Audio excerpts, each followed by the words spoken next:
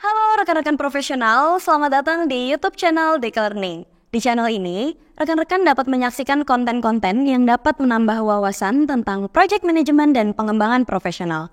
Yuk dukung kami dengan cara subscribe dan juga nyalakan lonceng notifikasi agar terus mendapatkan konten terupdate dari kami. Selamat menyaksikan video ini ya. Ada beberapa step yang harus kita lakukan ketika kita mendapatkan berita yang challenging, yaitu pertama kita harus verifikasi dulu informasi tersebut. Ya, karena kondisi sekarang kan banyak hoax sih. Kadang-kadang data aja sekarang bisa diolah orang nih gitu. Jadi kita harus memastikan bahwa informasinya itu valid. Nah setelah kita verifikasi tadi, biasanya kita lakukan tadi yang analisa. Analisanya ini harus dilakukan dengan meng-engage tadi subject matter expert-nya, supaya kita bisa melakukan analisa secara komprehensif. Jadi bukan hanya ilmu project management, kadang-kadang ketika ada isu kan isunya isu teknis nih. Jadi harus tahu orang yang ahli yang mengerti terkait isunya.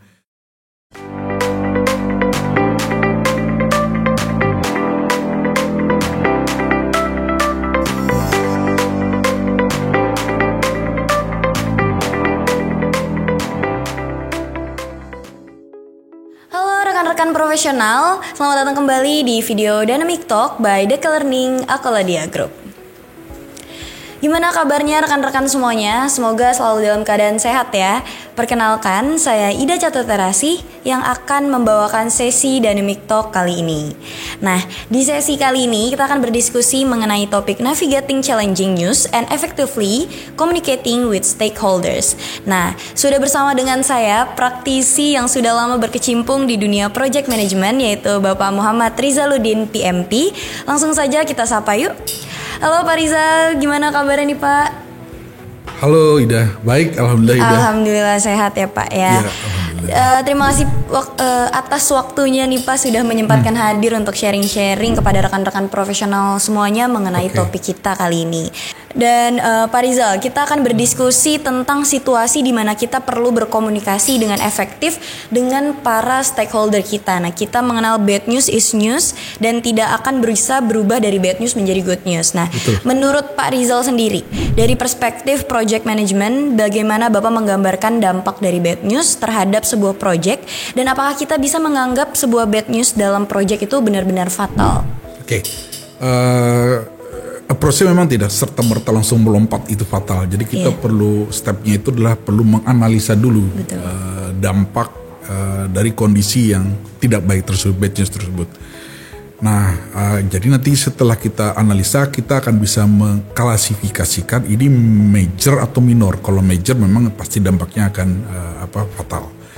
Nah, dalam menganalisa agar supaya komprehensif biasanya kita meng-engage yang namanya subject matter expert ya. Jadi orang yang mengerti isu tersebut, orang yang memahami atau orang yang sudah pernah handling isu tersebut sehingga analisanya itu sehingga analisanya menjadi lebih baik, lebih sesuai dengan kondisi lapangan. Nah, dengan analisa yang dilakukan tadi, kita harus sadar bahwa di project itu ada keterbatasan dalam waktu untuk menganalisa. Jadi kita harus cepat untuk bisa mengambil keputusan approach yang harus akan dilakukan. Seharusnya kalau kita punya risk management yang baik, bad news tadi harusnya adalah bagian dari risk register. Jadi sudah diidentifikasi dari awal. Nah, kalau kita sudah identifikasi awal, sehingga ketika kita melakukan analisa tadi, kita sudah punya referensi initial respon. Memang ketika dibikin respon awal itu banyak asumsi yang dipakai. Nah, kemudian kita tetap harus melakukan komunikasi yang transparan kepada stakeholders yang terkait, agar supaya mereka update dengan situasi yang akan dilakukan. Kemudian jika sudah diambil keputusan approach-nya seperti apa, kita harus melakukan follow up action, yaitu monitoring terkait approach yang di agree tersebut, dan kemudian kita harus terus mengupdate kepada stakeholder terkait tersebut sehingga kita nanti bisa memastikan persoalannya itu bisa tersolusikan. Nah, yang sering terjadi orang itu cenderung mencari kambing hitam. penyebabnya gitu. Padahal kalau kita itu seperti melihat ke belakang gitu, itu tidak akan menyelesaikan masalah gitu, malah menambah masalah. Nah jadi dengan analisa tadi awal juga kadang-kadang kita perlu keputusan juga di mana dia akan diskusi dengan sponsor kita, dengan manajemen kita, apakah proyek perlu di hold agar supaya tidak menjawabkan hal-hal yang tidak diinginkan. Oke, ketika dihadapkan dengan berita yang challenging, Pak, langkah apa yang Bapak ambil untuk menilai situasi dan menganalisis potensi dampaknya terhadap proyek dan para stakeholders? Oke. Yang pertama, ada beberapa step yang harus kita lakukan ketika kita mendapatkan berita yang challenging. Yaitu pertama kita harus verifikasi dulu informasi tersebut. Ya, karena kondisi sekarang kan banyak hoax sih.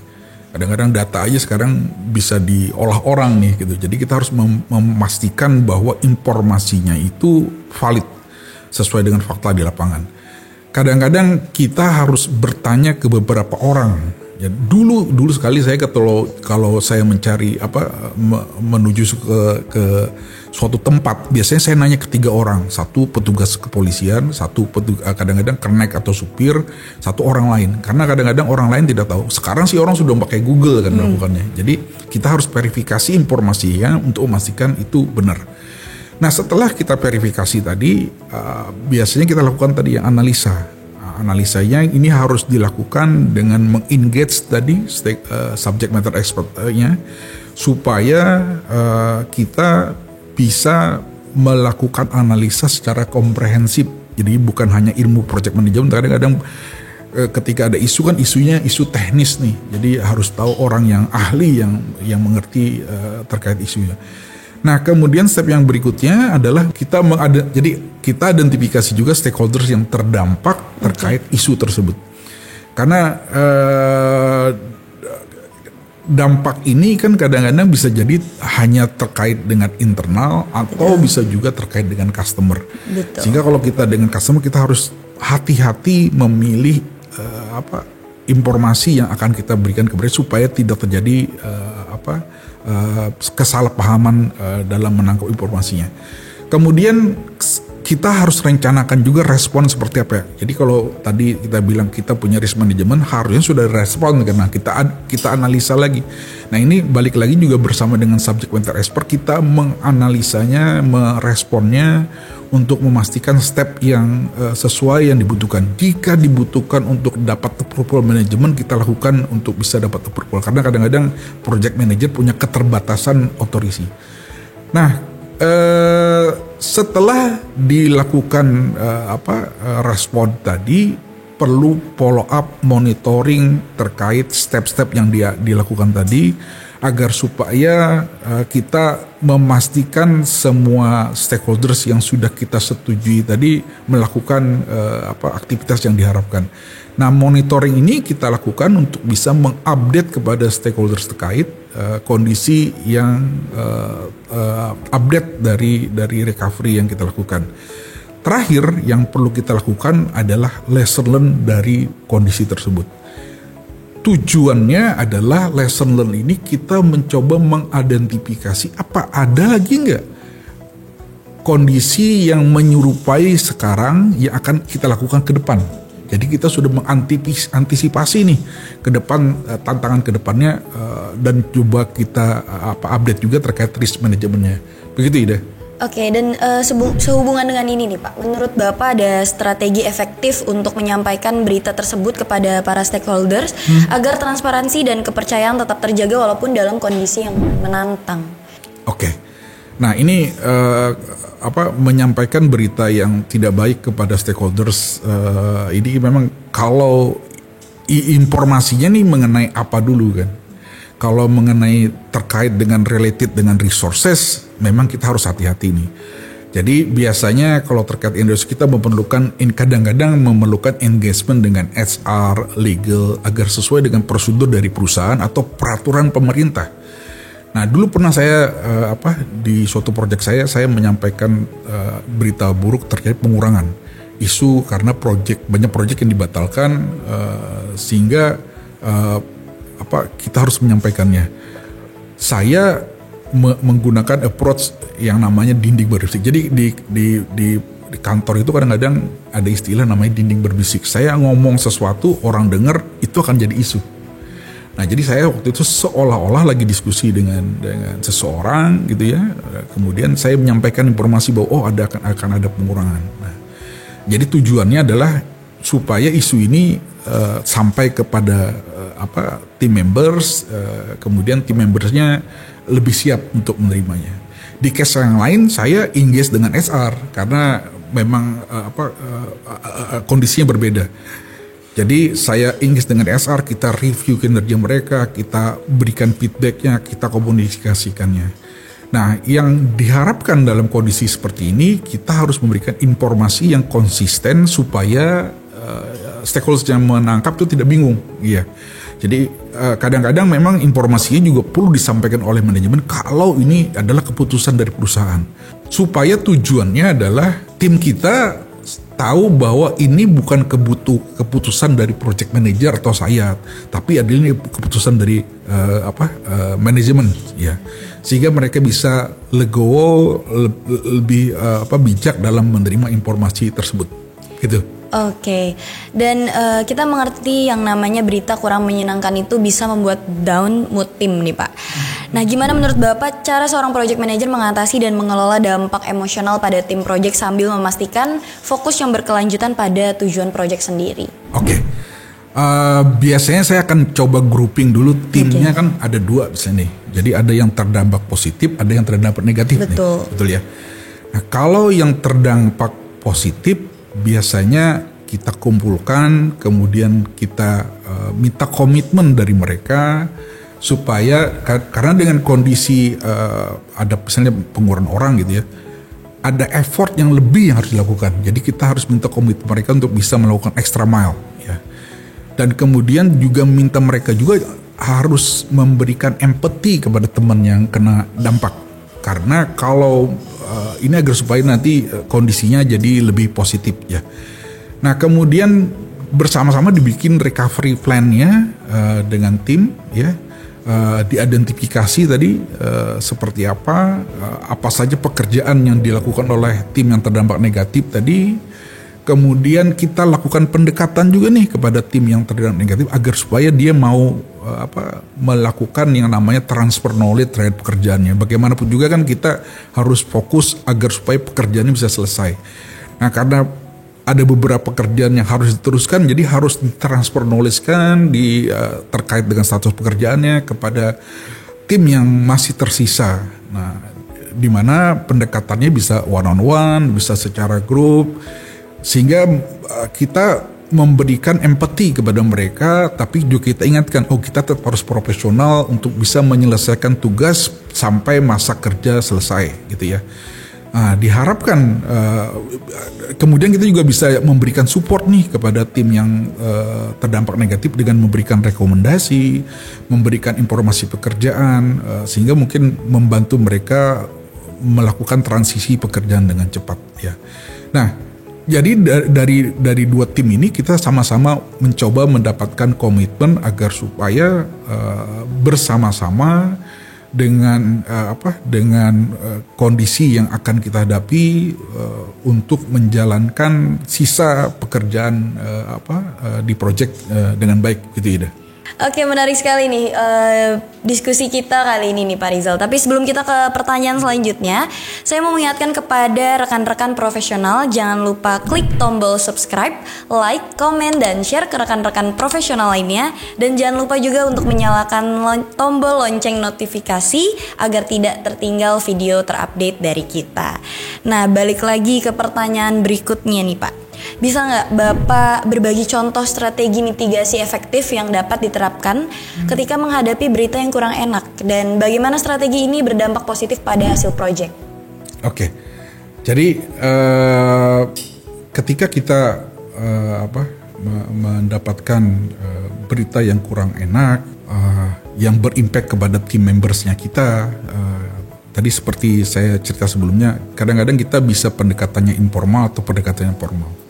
Pendekatannya informal yang tadi saya bilang menggunakan istilah dinding berbisik. Jadi kita lempar isu agar supaya informasi itu kedengaran oleh tim sehingga mereka bisa siap lah untuk menangkapnya. Yang approach yang paling mudah yang dilakukan adalah kita melibatkan SR dan legal ya, dan manajemen juga biasanya untuk menyampaikan informasi tersebut ya.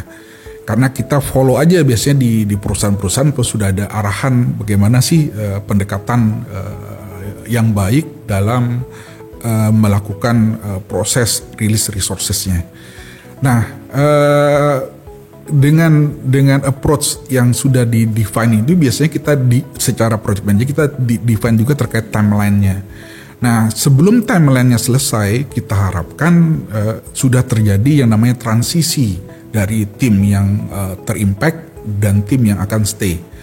Nah, selama itu proses berjalan harus dilakukan seperti biasa, business as usual gitu ya.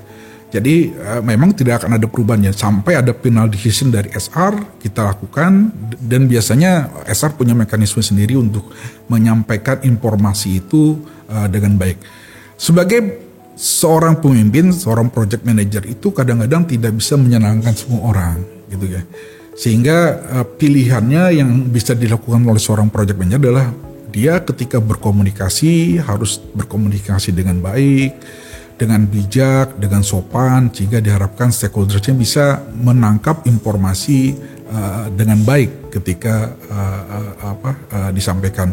Jadi bukan nanti dianggap ini adalah seolah-olah pesan dari project manager. Keterlibatan SR, keterlibatan manajemen itu sangat membantu biasanya, karena kondisi kurang baik ini kadang-kadang membuat kondisinya jadi slow down timnya, dan dengan suntikan dari manajemen diharapkan impactnya menjadi lebih positif. Begitu. Oke.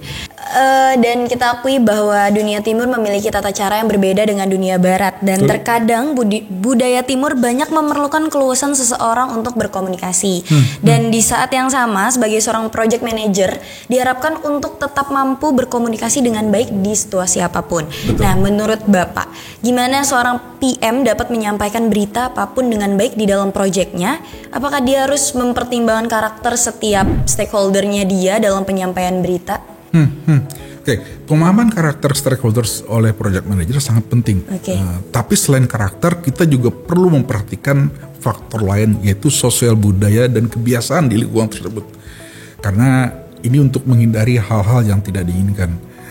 Ketika memberikan informasi yang berat, dengan kita memahami karakter dari stakeholders kita, jadi walaupun informasinya berat, tapi komunikasi yang tepat akan membantu terdelivernya informasi itu menjadi lebih baik.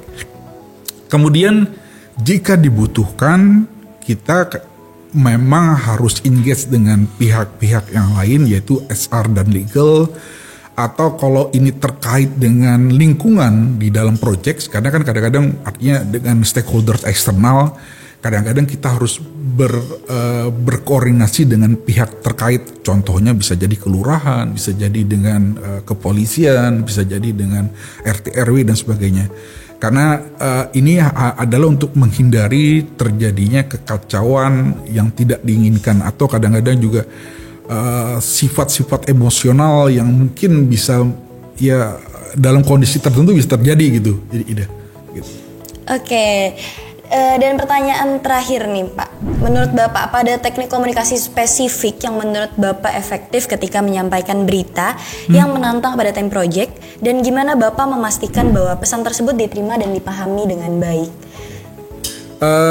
Pemilihan strategi pertama biasanya sih kita memilih komunikasi secara langsung ya, karena komunikasi secara langsung itu kita akan bisa melihat gestur orang, kita akan bisa melihat respon orang secara langsung, dan juga bisa berkomunikasi two way sehingga mengurangi terjadinya misinterpretasi. Nah, selain itu perlu diperhatikan juga terkait dengan jumlah yang akan menerima informasi audiensnya nih ya. Apakah ini hanya satu orang, apakah ini banyak dan sebagainya. Karena harus pikirkan ini apakah mekanismenya nanti secara grup atau bersama-sama atau harus one on one gitu. Kalau orangnya banyak, one on one akan takes time kan gitu kan. Sehingga mungkin bisa jadi dikelompok-kelompokkan menjadi 5 orang dan sebagainya supaya tidak terlalu crowded ya untuk menangkapnya. Kemudian biasanya juga kita juga menyampaikan informasi. Misalnya saya ada punya informasi bad news dan good news gitu ya. Saya akan memberikan informasi good news dulu. Kenapa? Kalau saya bad news, biasanya good newsnya akan ditelan. Karena orang sudah emosional dulu nih. Good news yang baru karena ada bad newsnya. Jadi kita kasih good news dulu baru bad newsnya. Sehingga dengan adanya good news juga itu mengurangi kekecewaan kalau memang nanti mendengarkan bad newsnya. Nah, di kondisi-kondisi tertentu kadang-kadang kita tidak punya pilihan, kita harus menyampaikannya itu secara langsung nih kepada tidak bisa secara langsung nih kepada pihak yang biasanya kita coba pakai video call. Sekarang kan pakai WhatsApp kan sudah bisa banyak orang ya untuk bisa melakukan video call. Nah, tujuannya video call tadi kita bisa melihat gestur orang juga, karena ketika kita bicara penting sekali kita bisa melihat gestur orang untuk bisa memahami informasi yang kita sampaikan itu tidak terjadi misinterpretasi. Nah, biasanya ketika kita melakukan komunikasi secara tidak langsung, kita harus menyiapkan pesannya agar supaya kesalahpahaman dalam memahaminya itu jadi berkurang. Ya. Kemudian kalau memang agak susah, biasanya kita schedule juga agar supaya bisa offline. Nah sekali lagi kebutuhan keterlibatan dari pihak yang lain, baik SR atau manajemen atau legal sekalipun, itu perlu diperhatikan karena kadang-kadang PM saja tidak cukup untuk menyampaikan informasi tersebut. Gitu. Oke, cukup menarik sekali perbincangan kita kali ini nih Pak. Dan terima kasih juga Pak Rizal sudah meluangkan waktunya untuk sharing pengalaman Bapak. Semoga perbincangan kali ini dapat bermanfaat bagi rekan-rekan profesional semuanya. Nah, saya ingatkan kembali untuk rekan-rekan profesional, jangan lupa untuk klik tombol subscribe, like, komen, dan share ke rekan-rekan lainnya. Dan jangan lupa untuk menyalakan tombol lonceng notifikasinya agar tidak tertinggal video-video terupdate dari kita. Dan sampai jumpa di sesi Dynamic Talk lainnya. Stay safe and stay healthy everyone. Bye-bye. Halo rekan-rekan profesional, terima kasih telah menonton video ini. Semoga video ini dapat bermanfaat untuk rekan-rekan profesional. Jika rekan-rekan profesional suka, jangan lupa untuk di-like videonya dan dibagikan ke rekan-rekan lainnya ya. Rekan-rekan profesional juga dapat mengirimkan pertanyaan atau saran topik yang ingin kami bahas di kolom komentar.